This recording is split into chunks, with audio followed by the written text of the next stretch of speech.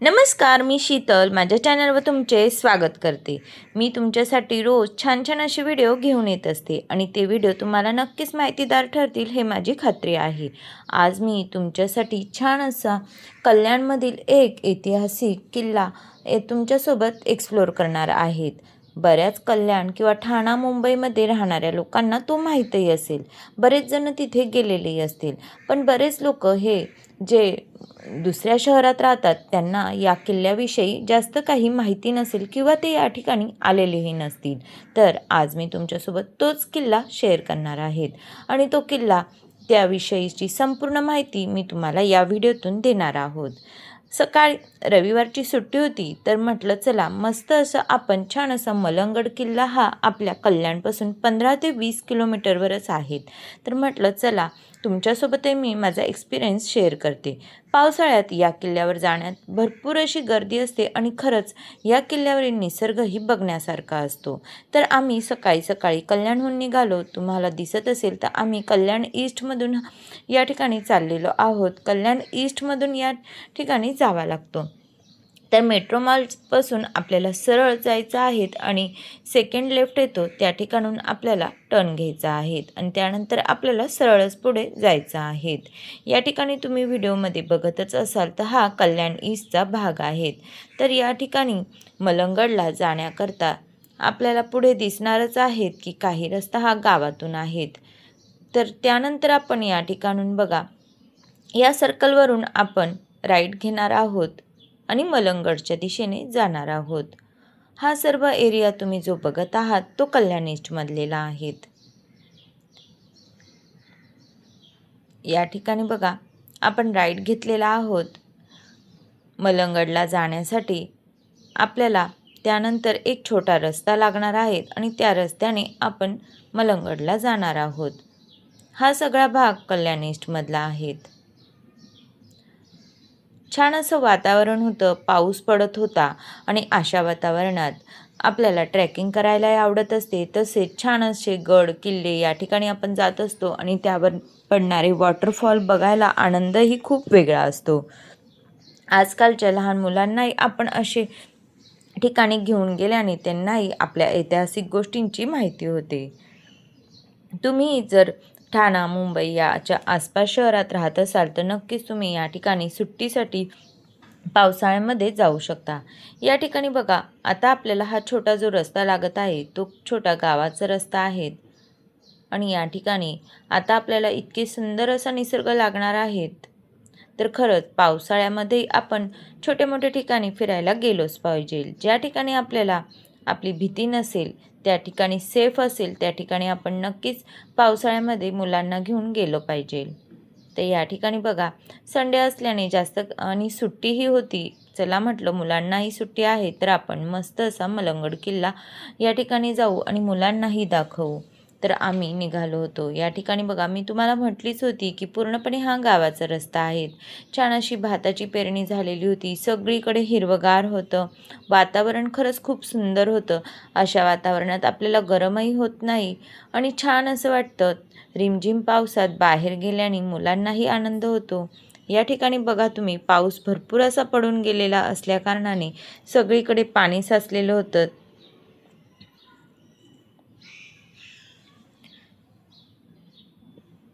तर आता आपल्याला सरळ या रोडने जायचं आहे।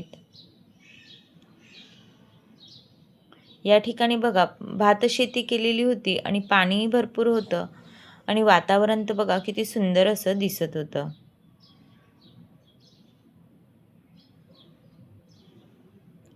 कुणाकुणाला पावसात फिरायला आवडतं सांगा बरं? कारण बरेच लोकांना पावसात चिकचिकमध्ये फिरायला आवडत नाही, काही लहान मुलंही कंटाळा करतात। या ठिकाणी बघा आम्ही जात असताना आम्हाला या ठिकाणी हे लोक चालले होते आणि त्यांच्या सर्वांनी ऑरेंज कलरचे कपडे घातलेले होते। पाणी म्हणून यांच्या गळ्यामध्ये 2 छोट्या छोट्या कॅन अडकवेल होत्या, त्याला कावणी असे म्हणतात। आणि हे लोक भोले शंकरचं गाणं लावून भिवंडीमध्ये पायी चाललेले होते। भिवंडीमध्ये मंदिरामध्ये या ठिकाणी यांची काही पूजा होती। मला याविषयी जास्त काही माहिती नाही. मी तुमच्यासोबत शेअर करत आहे. तुम्हाला जर माहीत असेल तर तुम्ही नक्कीच मला सांगू शकता. त्यानंतर लेडीजही होत्या. लेडीजने बघा येलो भगव्या रंगाच्या साड्या घातलेल्या होत्या आणि सर्वांच्या गळ्यामध्ये या तुम्हाला पाण्याच्या छोट्या बॉटल्स अडकवलेल्या दिसत असतील.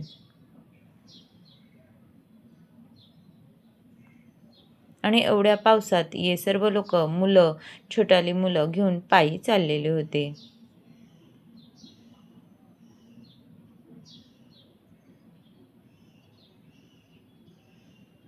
त्यानंतर पुढे गेल्यानंतर तुम्ही बघा सगळीकडे पाऊस पडत असल्या कारणाने पाणी हे भरपूर प्रमाणात साचलेलं होतं. मलंगडला जाताना दृश्य खूपच सुंदर आहेत. निसर्ग तर बघा किती हिरवागार असा झालेला आहे आणि पाणी बघा भरपूर असं आहे.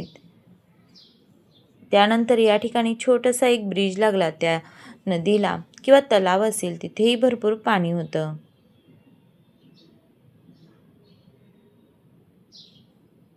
सगळीकडे धुकं होतं. डोंगराळ भाग आला की धुकं हे आलंच. अक्षरशः डोंगरही दिसत नव्हते. या ठिकाणी बघा किती सारं पाणी भरलेलं होतं. भरपूर असा पाऊस हा पडलेला आहे.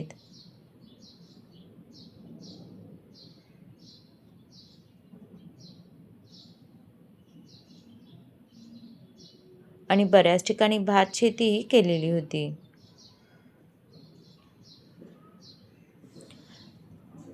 ज्या ठिकाणी आपण जात आहोत मलंगड किंवा त्याला हाजी मलंगड असेही म्हणतात. हा महाराष्ट्राच्या ठाणे जिल्ह्यात एक प्रसिद्ध आणि ऐतिहासिक डोंगर किल्ला आहे. तो कल्याणपासून दक्षिणेला साधारण 15 ते 17 किलोमीटर अंतरावर आहे. माथेरानच्या डोंगर रांगेत वसलेला आहे. हा गड धार्मिक, सलोख, नैसर्गिक सौंदर्य आणि साहसी ट्रेकिंगसाठी ओळखला जातो. मलंगड बद्दलची महत्त्वाची सविस्तर माहिती आपण जाणून घेणारच आहोत. ऐतिहासिक आणि धार्मिक महत्त्व. मलंगड हे एक असे स्थान आहे जिथे विविध धार्मिक लोक मोठ्या श्रद्धेने एकत्र येतात. हिंदू मान्यता आहे. हिंदू धर्मानुसार हे श्री मच्छिंद्रनाथ यांचे पुरातन मंदिर आणि समाधीस्थळ मानले जाते. गडावर दरवर्षी माघ पौर्णिमेला मोठी यात्रा भरते आणि मच्छिंद्रनाथाची पालखी काढली जाते. या समाधीच्या पूजेचा मान अजूनही केतकर नावाच्या हिंदू ब्राह्मण कुटुंबाकडे आहेत. मुस्लिम मान्यता. मुस्लिम धर्मानुसार हे सुफी संत हजरत बाबा अब्दुल रहमान मलंग बाबा यांचे पूजनीय दर्गा क्षेत्र आहे, जे 12व्या शतकात येमेनमधून येथे आले होते. किल्ल्याचा इतिहास. हा किल्ला 7व्या शतकाचा मौर्य वंशाचे राजे नलदेव यांनी बांधलेला आहे. त्यानंतर शिलाहार राजांनीही यांचे बांधकाम केले. 16व्या शतकात तो मराठ्यांच्या ताब्यात आला आणि नंतर 18व्या शतकात 1780च्या सुमारास ब्रिटिश आणि मराठ्यांमध्ये येथे मोठे युद्ध सुरू झाले. गडाची रचना ही समुद्रसपाटीपासून सुमारे 3200 फूट उंचीवर असलेला हा किल्ला नैसर्गिक रचनेनुसार वैशिष्ट्यपूर्ण आहे. याचे 3 मुख्य भाग पडतात. पीरमाची हा सर्वात खालचा आणि विस्तीर्ण पठारी भाग आहे. येथेच मुख्य दरवाजा, मच्छिंद्रनाथ समाधी आहे. या मार्गावर पहिली सलामी आणि दुसरी सलामी नावाचे 2 छोटे दर्गेही लागतात. सोनेमाची हा गडाचा मधला भाग असून हा एक खडककाळ प्रेक्षेप आहे. येथे गडाचे 2 बुरुज पाहायला मिळतात. बाले किल्ला हा गडाचा सर्वात वरचा आणि सर्वोच्च टप्पा आहे. हा भाग पूर्णपणे सरळ उभ्या कड्यासारखा 90 अंश असून येथे जाण्यासाठी अत्यंत कठीण चढ पार करावी लागतात. ट्रेकिंग आणि वैशिष्ट्य. ट्रेकिंगच्या कठीण पातळी. बेसिविलेपासून मलंगडवाडी दर्यापर्यंत जाण्यासाठी सुमारे 15,000 ते 26,000 सिमेंटच्या पायऱ्या आहेत, जे मध्यम स्वरूपाचे आहेत. मात्र दर्ग्यापासून पुढे बाले किल्ल्याकडे जाणारा ट्रॅक अतिशय कठीण मानला जातो. तिथे लोखंडी पाईप, क्रॉसिंग आणि दोऱ्यांच्या साहाय्याने तांत्रिक चढाई करावी लागते. या ठिकाणी सुविधा गडावर चढताना ठिकठिकाणी पाणी, लिंबू सरबत आणि जेवणाचे स्टॉल उपलब्ध आहेत. या ठिकाणी वृद्ध आणि लहान मुलांसाठी आता गडाच्या पायथ्यापासून थेट वर पठारापर्यंत जाण्याकरता फ्युनिक्युलर रेल्वे म्हणजेच रोपवेसारखी आधुनिक ट्रेन सुरू झालेली आहे. त्यामुळे फक्त 10 मिनिटात वर पोहोचले जाते. निसर्गदृश्य पावसाळ्यात आणि हिवाळ्यात हा परिसर हिरवागार आणि धुक्याने वेढलेला असतो. गडावरून माथेरानची डोंगररांगा, चंदेरी किल्ला आणि ताहुली पर्वताचा विहंग दृश्य दिसतो. तर या ठिकाणी आपण कसे जायचे, तर तुम्ही कल्याण जंक्शनवरून रेल्वे स्टेशनच्या बाहेरून पश्चिम बाजूने बलंगगडच्या पायथ्याशी जाण्यासाठी थेट ST बसेस आहेत. तसेच शेअरिंग ॲटो आणि टॅक्सी सतत उपलब्ध असतात. स्टेशनपासून पायथ्याशी जाण्याकरता साधारण 30 ते 45 मिनिटे या ठिकाणी लागत असतात. या ठिकाणी बघा, आपण मलंगड किल्ल्यावर पोचलेलो आहोत. पूर्णपणे पाऊस असल्याकारणाने या ठिकाणी आपल्याला व्हिडिओमध्ये दिसतच असेल की हा पाऊस सतत चालू आहे, त्यामुळे गडावरही भरपूर असं पाणी असेल. त्यानंतर आम्ही या ठिकाणी गाडी पार्क केली आणि आता आम्ही या ठिकाणी रोपवेने जाणार होतो. कारण गडावर चढण्याकरता भरपूर उंच असल्याकारणाने आणि आमच्यासोबत लहान मुलं असल्याने आणि पाऊसही असल्याने आम्ही रोपवेने जाणं पसंत केलं. या ठिकाणी बघा, बाहेरचा निसर्ग किती सुंदर आहे. छान अशी या ठिकाणी शंकराची मूर्ती आहे. तुम्हाला या ठिकाणी बाहेर दिसतच असेल. भरपूर अशा सोयीसुविधा या ठिकाणी झालेल्या आहेत. या ठिकाणी पहिले रोपवे नव्हता, तर बरेच लोक हे पायीच जात असे. त्यानंतर आम्ही या ठिकाणी तिकीट काढले आणि रोपवेवरने जाण्याकरता या ठिकाणी आम्ही बसलो. तर भरपूर अशी वेटिंग होती. पाऊस असला तरीही या ठिकाणी भरपूर असे लोक येत होते आणि लहान मुलंही भरपूर होते. या ठिकाणी बघा, बाहेरचा निसर्ग मी तुमच्यासोबत शेअर करत आहे. किती सुंदर असा सगळीकडे वॉटरफॉल आहेत आणि या ठिकाणी छान असे निसर्गही असल्याने बरेच लोक या ठिकाणी पर्यटनासाठी येत असतात. आणि या ठिकाणी खरंच माकडंही खूप होते. छोटी मोठी बरेच माकडं होती. पाऊस असल्याने तेही या ठिकाणी लपलेली होती. या ठिकाणी बघा, वॉटरफॉल किती सुरेख आहे आणि जेवढं तुम्हाला कॅमेऱ्यात दिसत नसेल तेवढा तो डोळ्यांनी बघायला निसर्ग हा खूप सुंदर असा दिसत होता.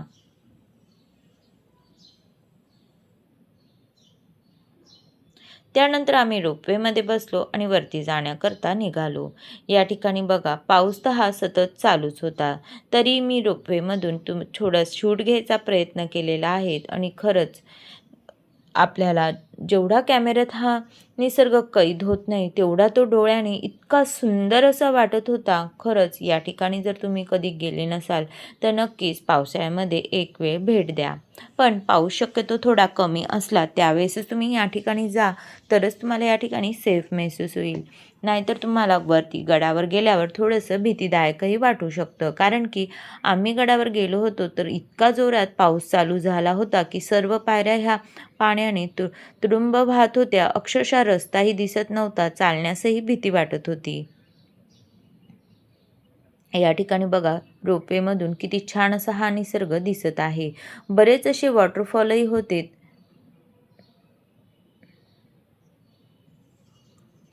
किती छान असा हा वॉटरफॉल वाहत आहे आणि खरंच पावसाळ्यात असे दृश्य बघण्याकरता आपण मुलांनाही नेलंच पाहिजे. तरच मुलांनाही निसर्गाची जाण राहील, निसर्गाचा आनंद घेता येईल. नाहीतर आजकालच्या युगात मुलं हे मोबाईल, लॅपटॉप, कम्प्युटर, टॅब या गोष्टींशिवाय मुलांना काहीच माहीत नाही.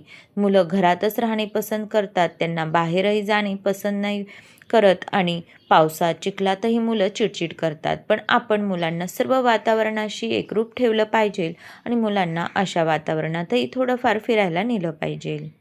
एवढंच की आपल्याला काळजी घेणं गरजेचंही आहे. या ठिकाणी बघा, किती जवळून हा वॉटरफॉल वाहत आहे. या ठिकाणी बघा, तुम्हाला म्हटलीच होती, खाली माकडं भरपूर होते आणि वरती भरपूर अशी माकडं होते. आणि खरंच बिचारे पावसातही भिजत होते, त्यामुळे तेही लपण्याची जागा शोधत होते. त्यानंतर आम्ही गडा चढण्यास सुरुवात केली. सुरुवातीला थोडा पाऊस नव्हता, त्यामुळे एवढं काही वाटलं नाही. पण नंतर एवढा पाऊस चालू झाला की थोडीशी भीती वाटायला लागली. कारण आपण ज्या गडावरून चाललेलो आहोत त्या पायऱ्यांवर अक्षरशः पायऱ्याही दिसत नव्हत्या, एवढ्या अगदी धबधब्यासारखं पाणी हे पावसाचं प्रमाण वाढल्याने वाहत होतं.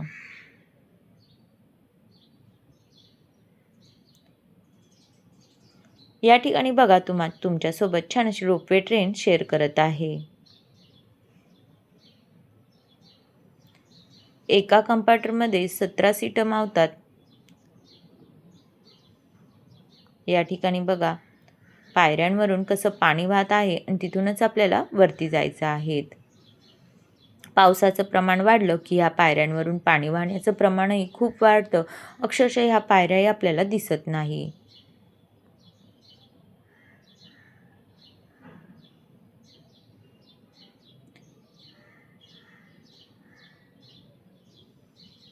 या ठिकाणी भरपूर असा कचराही केलेला होता.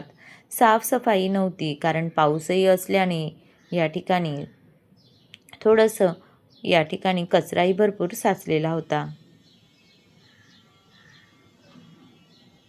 गडावर बरीचशी अशी छोटी छोटी घरेही आहेत.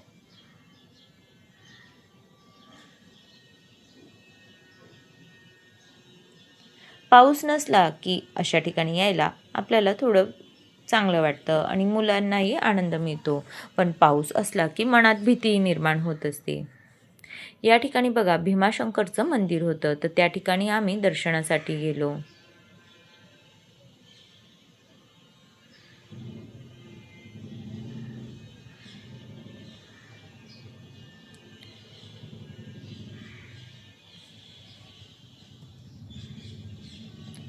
छान असं दर्शन घेतलं. शंकराची पिंड होती.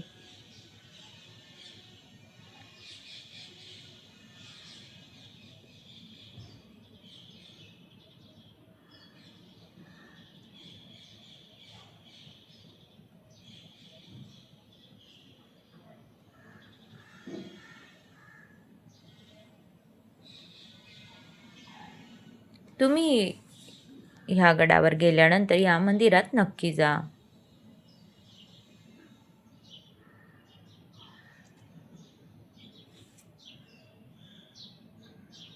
त्यानंतर दर्शन घेऊन आम्ही पुढे दर्गाकडे जाण्यास निघालो.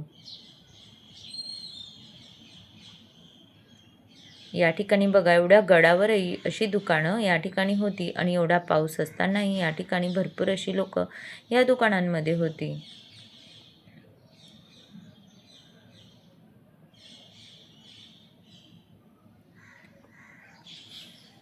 त्यानंतर मी पुढे काही शूट घेतलं नाही कारण पावसाचं प्रमाण एवढं वाढलं की आम्हाला पावसामध्ये काहीच सुचलं नाही आणि खरंच पाणी पूर्ण दर्गापर्यंत जाण्याकरता आम्ही कसं गेलो हे आम्हालाच माहीत आहे. या ठिकाणी डोंगरांवर किल्ल्यांवर आपण आलो की एकच भीती असते कारण डोंगर किल्ल्यांवर पाऊसही जास्त पडत असतो आणि अशा वेळेस पावसाचं प्रमाण अति वाढलं की सगळीकडून पाणीच पाणी वाहत असतं. तर तुम्ही थोडा पाऊस कमी असला तेव्हाच तुम्ही या ठिकाणी जा आणि छान असा निसर्गाचा आनंद घ्या. त्यानंतर आम्ही परत रोपवेने खाली येण्यास निघालो. या ठिकाणी बघा आम्ही खाली येण्यास निघाल्यानंतर पाऊसही थोडा थांबलेला होता. तर छान असं या ठिकाणी वॉटरफॉल वाहत आहे, तो मी तुमच्यासोबत शेअर करत आहे. किती सुंदर असे हे डोंगर आहेत आणि किती सगळीकडे धुकं आहेत. अक्षरशः अर्धे डोंगर हे दिसतही नाही कारण संपूर्ण धुकं हे या ठिकाणी पसरलेलं होतं.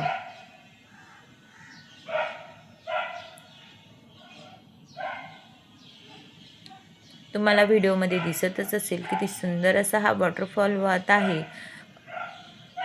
कॅमेऱ्यापेक्षा रिअल या ठिकाणी बघण्याचा आनंद हा काही वेगळाच असतो आणि अशा ठिकाणी नेऊन मुलंही खुश होतात.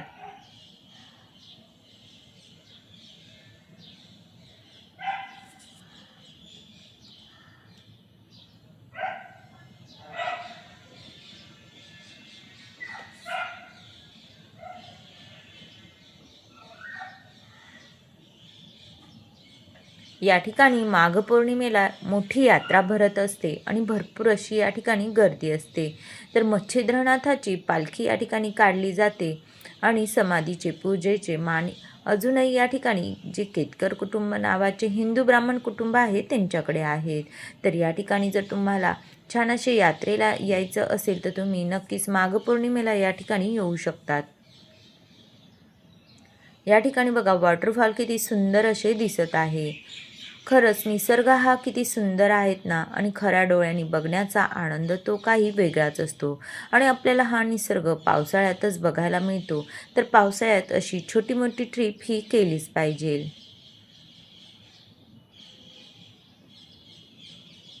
त्यानंतर आम्ही खाली आलो. थोडे फोटो आम्ही या ठिकाणी क्लिक केले.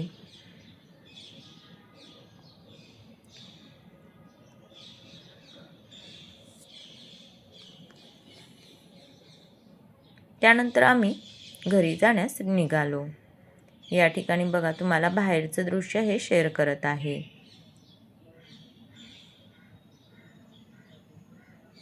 भरपूर असं या ठिकाणी आता सुधारणा करण्यात आलेल्या आहे, सोयीसुविधा केलेल्या आहेत.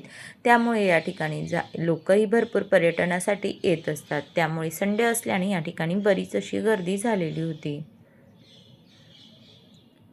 हा निसर्ग बघण्याचा आनंद घ्यायला लोक हे येतच असतात. त्यानंतर आम्ही घरी जाण्यास निघालो आणि त्यानंतर पाऊस हा थोडा थांबला होता. तर मी तुमच्यासोबत तेही दृश्य शेअर करत आहे, कारण जाताना हे डोंगर बिलकुलच दिसत नव्हते. पूर्णपणे धुकं या ठिकाणी तुम्हाला अजूनही दिसत असेल की धुकं हे भरपूर प्रमाणात आहेत आणि डोंगर किती सुंदर दिसत आहे.